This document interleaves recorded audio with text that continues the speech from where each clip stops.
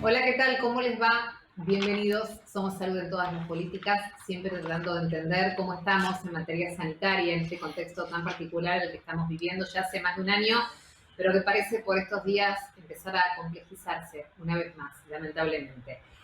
En el programa de hoy vamos a abocarnos a una cuestión que tiene que ver con los laboratorios nacionales, un área sumamente importante para el sistema sanitario local e internacional. Vamos a hablar acerca de la producción de los medicamentos.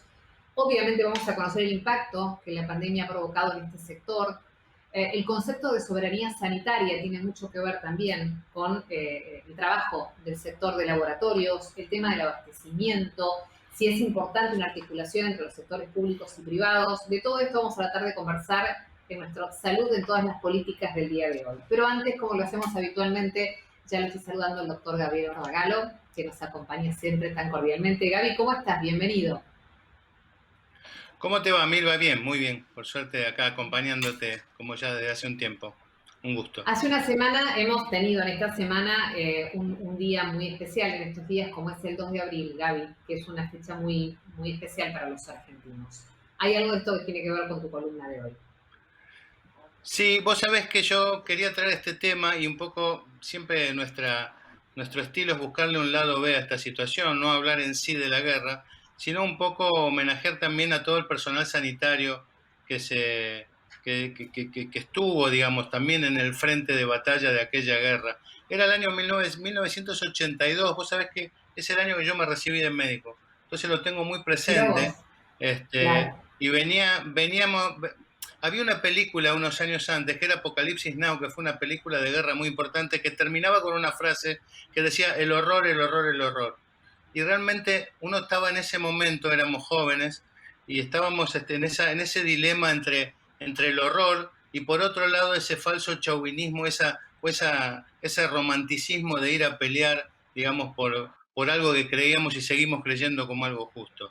Vos sabés que las guerras, esta fue la única guerra que la Argentina tuvo en el siglo XX y la mayor parte de las terapias intensivas, los cuidados y la medicina del trauma nacieron especialmente a lo largo de todas las guerras del mundo a la luz, o al mejor dicho, a la sombra, si se quiere, de las guerras, ¿no? Haciendo un paralelismo con la Ujú. actual pandemia, cuando uno dispone o cuando se apresta a enfrentar una guerra, tiene cosas que, digamos, actividades que le son comunes, como la necesidad de prepararse, definir la estrategia, armar la táctica, medir resultados y hacer un control de daños. Esto es muy típico tanto de la guerra como de un estado de pandemia como el que estamos viviendo. La guerra tuvo 5 momentos bien delimitados. Uno fue el desembarco de la Argentina, ese 2 de abril que estamos recordando.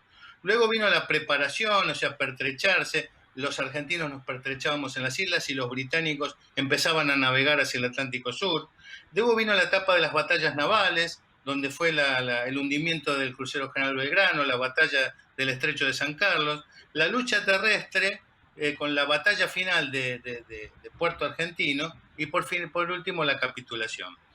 Desde el punto de vista sanitario, la Argentina decidió dejar el Hospital Rey Eduardo VII exclusivamente para la atención de los malvinenses y organizar un nuevo hospital, que era el Hospital Militar de Puerto Argentino, en un hotel abandonado, con material y con personal traído del Hospital de Comodoro Rivadavia. O sea, se trasladó todo el Hospital de Comodoro Rivadavia a Puerto Argentino. Te voy a leer lo que contaba en ese momento. Hubo 120 agentes sanitarios, de los cuales 45 eran médicos, 4 bioquímicos, un odontólogo, 2 farmacéuticos, 26 enfermeros y soldados asignados. Con solo, imagínate que estamos 40 años antes, había solamente radiología simple, laboratorio, 6 mesas de operaciones, 6 camas de terapia intensiva y 5 de reanimación o clasificación, que hoy la llamamos shock room o triaje. La capacidad fue creciendo de 70 a 140 pacientes.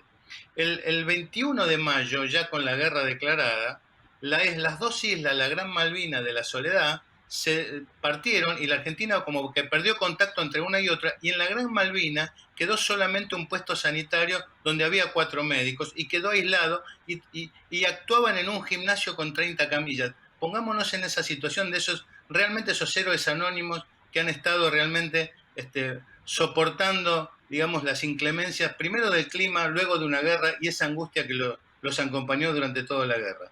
Contábamos también con dos buques hospitales, lo mismo que las fuerzas británicas, pero la Argentina tenía estos dos buques que, como indica la Convención de Ginebra, tienen que estar debidamente identificados para no ser atacados. Uno de ellos fue el Bahía Paraíso, que es un buque grande, en ese momento era un buque moderno, que contaba con 250 camas y que tenía un helipuerto en el cual permitía trasladar a la gente. Y el otro era el Almirante Grisar, que además de ser hospital, también cumplía las funciones de rompehielos. Las evacuaciones que se hacían en ese momento, imagínate que eran de los pozos de Zorro, que eran esas trincheras, esos pozos donde los chicos estaban horas y horas ahí metidos. Cuando había un herido, se lo llevaba por tierra, a veces cargados a babucha, por tierra, porque no había manera de llegar con un vehículo, hasta los puestos de socorro, que eran como postas sanitarias. Y de ahí sí, por tierra, en vehículos ágiles, hasta el hospital de Puerto Argentino. En el supuesto caso que debía ser trasladado, ya se hacía o bien a través de los buques hospitales, o bien a través de los aviones Hércules, que el Hércules tenía solamente 40 minutos para llegar, avisar y cargar a los enfermos para trasladarlos al continente. Para que tengas algunos números, durante la guerra que duró desde el 2 de abril hasta el 14 de junio, hubo 2.000 internados, de los cuales el 75% eran conscriptos. Pero lo más importante, y esto explica lo que pasó en ese momento, más del 70% no fueron relacionadas al combate, sino con pie de trinchera, que fue el congelamiento de los pies de estos chicos, infecciones, neumonías, trastornos de piel y desnutrición. ¿Por qué? Porque lo más probable es que cuando había un gran traumatismo provocado por explosivos o por proyectiles, era muy difícil que esos pacientes, esas personas, esos chicos, pudieran llegar con vida a los puestos sanitarios. Hubo 670 evacuaciones y 4.000 prestaciones médicas, y como te decía, la mayor parte de los alcanzados por proyectiles eran proyectiles de baja velocidad, no ni por misiles ni por grandes explosiones. Para terminar, la batalla duró 62 días, como te decía. Mención aparte tiene que ver las pocas mujeres que participaron de la guerra en forma directa. Se calcula que alrededor de 20, y que eran enfermeras, radiooperadoras o instrumentadoras. No más de eso, el ejército y las Fuerzas Armadas Argentinas aún no contaban con mujeres dentro de sus filas. Más allá del espíritu de guerra, hay innumerables historias conjuntas donde médicos argentinos habían sido tomados prisioneros por británicos y terminaban en el otro hospital, en el hospital del bando contrario, atendiendo a los propios prisioneros argentinos, pero que estaban también prisioneros en manos de los ingleses. Realmente la camaradería entre los dos grupos médicos fue muy alta y muchos después en algún momento también volvieron a contactarse. Hay una frase de un aviador que decía: uno tira contra el blanco, y a partir de ese momento, cuando esta persona pierde el arma y deja de ser una amenaza para nosotros, empieza a ser un ser humano y necesitamos ayudarlo porque está indefenso. Esta es la historia de todos estos médicos, enfermeras, personal sanitario que defendieron para nosotros esta soberanía, y también, y ahora te voy a dejar con Eduardo Franciosi, que nos va a contar también el rol que tuvieron los laboratorios argentinos en un momento donde fueron bloqueadas la importación de productos extranjeros, con lo cual el rol, como vos decías al principio, de soberanía sanitaria aplicada a un estado de guerra, estamos cumpliendo ya casi 40 años. Esperemos, como nos decía León Gieco en aquel momento, que aquella guerra no nos sea indiferente, Milva. Me quedo a escuchar a nuestro invitado. Gracias, Gaby, como siempre, un placer poder escucharte. Ya lo estamos saludando entonces ahora sí a Eduardo Franciosi,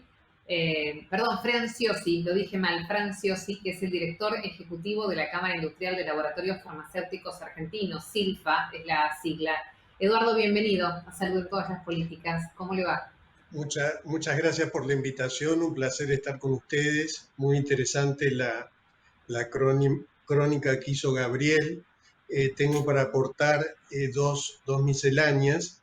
La primera, que nosotros en SILFA tenemos un excombatiente, el doctor Rubén Abete, médico, cirujano. Él formaba parte del Batallón de Infantería de Marina 5, el BIM 5, y estuvo en Malvinas destacado. Fue llevado allí desde Río Grande y estuvo todo el periodo de operaciones bélicas en el hospital de la isla en Puerto Argentino, hasta que fue tomado prisionero, como bien señalaba Gabriel. Así que bueno, nos une una gran simpatía con el tema y digamos y un gran compromiso. De hecho, cuando se celebraron los 30 años en el 2012 de este episodio bélico tan lamentable, como es una guerra, Silfa colaboró en el desplazamiento de los miembros de ese batallón que participaron de las celebraciones de aquel aniversario, como ustedes recordarán. Y el otro aspecto muy importante que quería remarcar, que en la época de ese conflicto bélico, que bueno, éramos más jóvenes y era la primera vez que veíamos que el país afrontaba una guerra de estas dimensiones y nada menos con semejante adversario, el país sufrió el bloqueo de abastecimiento de medicinas, entre ellos la insulina, que era producida por un laboratorio británico.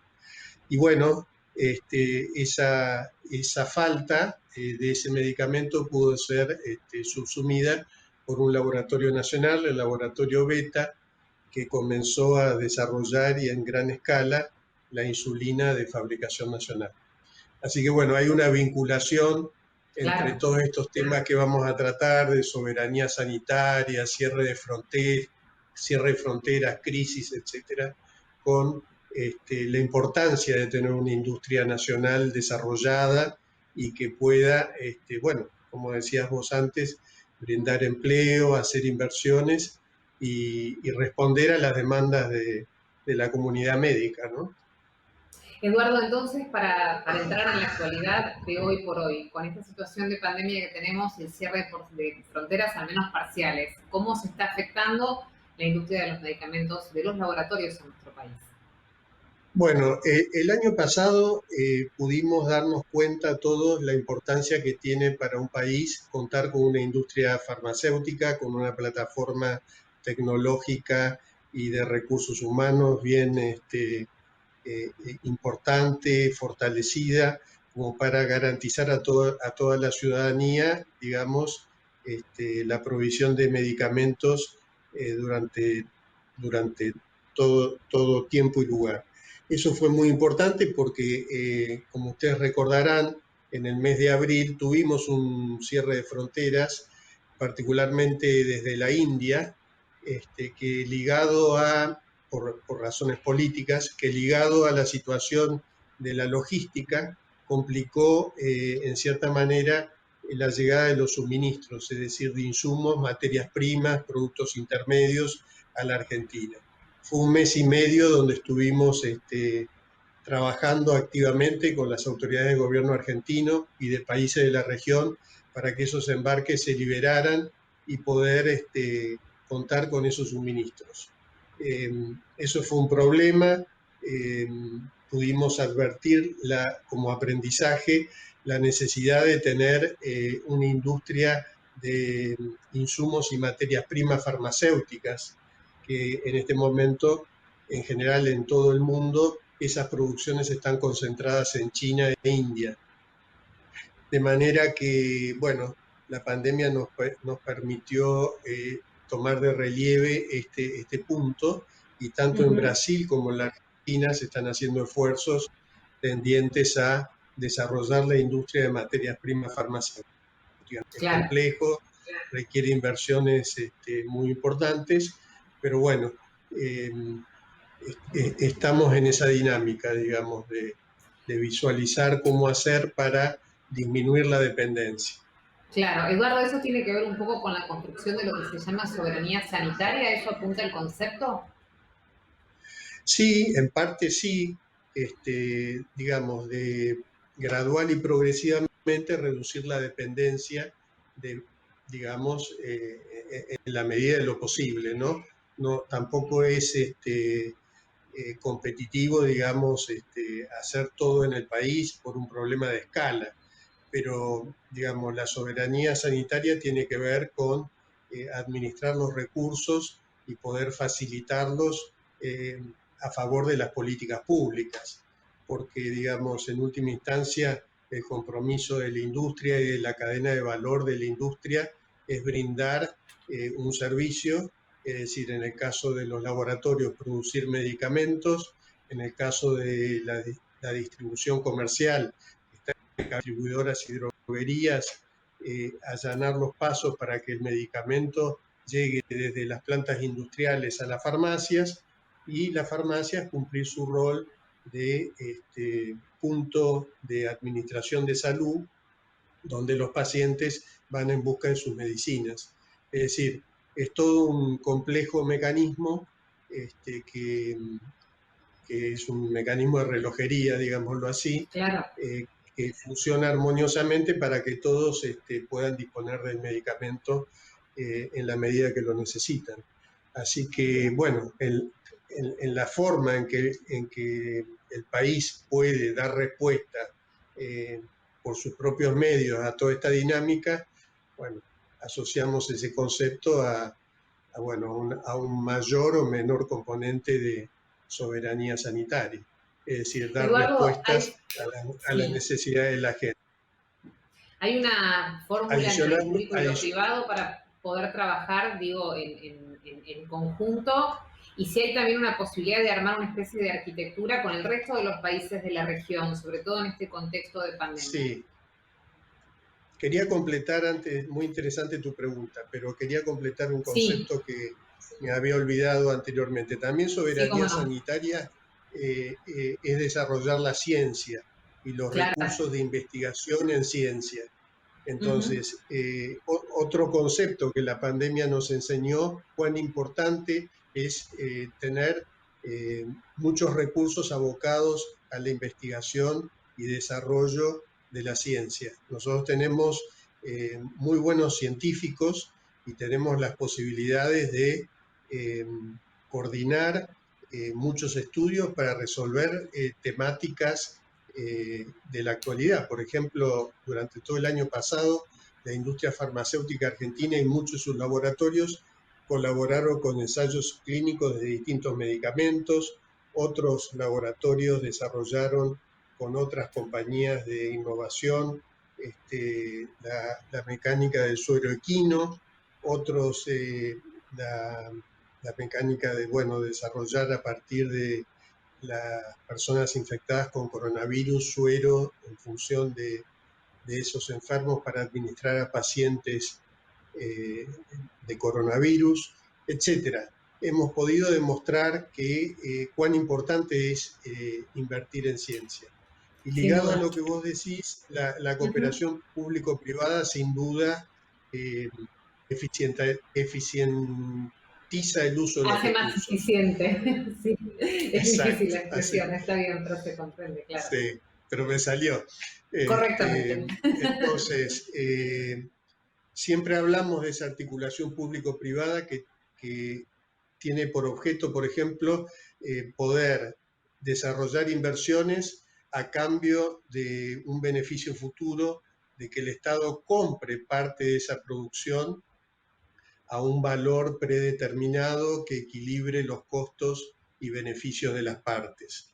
Entonces, la cooperación público-privada tiene muy buenos ejemplos en la región, particularmente en Brasil, con el desarrollo de muchas industrias homónimas a la nuestra, y también en la Argentina, por ejemplo, el complejo que se desarrolló a partir del año 2010, con el caso de la gripe aviar y las vacunas para H1N1, nos posibilitaron contar ese esquema de producción público-privada con transferencia de tecnología desde proveedores del exterior, con una planta de vacunas que hoy no solo produce vacunas para la gripe H1N1, sino para otras dolencias, que es la planta de Synergium Biotech que está en Garí y que forma parte de un complejo productivo argentino muy importante que une a Biogénesis Vago, a Synergium Biotech y a Max Science, que es donde se produce el principio activo de la vacuna de AstraZeneca Oxford. De manera que el concepto de cooperación público-privada no es novedoso, pero es una manera inteligente de asociar los esfuerzos del Estado y del sector privado para obtener rápidamente resultados en situaciones críticas, ¿no? Eduardo, en este momento Argentina tiene la cantidad de medicamentos y el tipo de medicamentos que se necesitan en este contexto tan particular de pandemia. Sí, Argentina tiene una oferta de especialidades medicinales muy importante, tiene más de 17.000 marcas y presentaciones comerciales disponibles disponibles y con certificado de registro farmacéutico, y también, bueno, aquellas medicinas que no son producidas en el país, bueno, lógicamente se importan, pero lo que la industria nacional pretende y se esfuerza es por un mecanismo de sustitución de importaciones a través de la producción nacional de medicamentos, tanto medicamentos sintéticos como medicamentos biotecnológicos, muchos de los cuales están siendo gradualmente desarrollados por distintos laboratorios de nuestra Cámara, que son para paliar enfermedades de alto costo, por así decirlo. Y posiblemente la pandemia que haya acelerado todo este proceso, ¿verdad, Eduardo? De la realización de la sustitución de importaciones por la elaboración de materias primas, de medicamentos de origen y demás.